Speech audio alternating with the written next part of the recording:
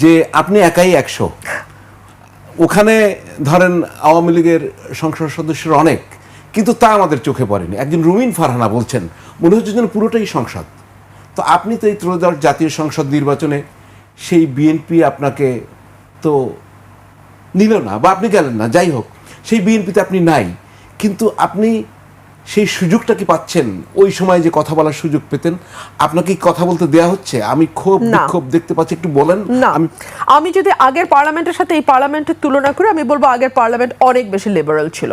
আগের পার্লামেন্ট অনেক বেশি কথা বলার সুযোগ দিয়েছে। এই পার্লামেন্টের মধ্যে অসহিষ্ণুতা আরো অনেক বেশি। আমি একটা উদাহরণ দেই।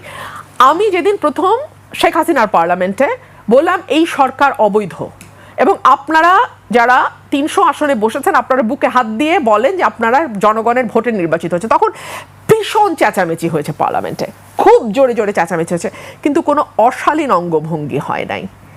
এই পার্লামেন্টে তারেক সাহেব উপস্থিত থাকা অবস্থায় ওনারই এক রো পেছনে বসা, আমি নাম বলবো না, যিনি তার নানান অপকর্মের জন্য সময়ে সময়ে বিখ্যাত হয়েছেন, যার অশালীন টেলিফোন রেকর্ড হাসিনার আমলে ফাঁস হয়েছে, সেই লোক, আমি ভদ্রলোক বলবো না, এমন বিচ্ছিরি অঙ্গভঙ্গি করেছেন যে জামাতের আমিরকে দাঁড়িয়ে সেটার প্রতিবাদ করতে হয়েছে।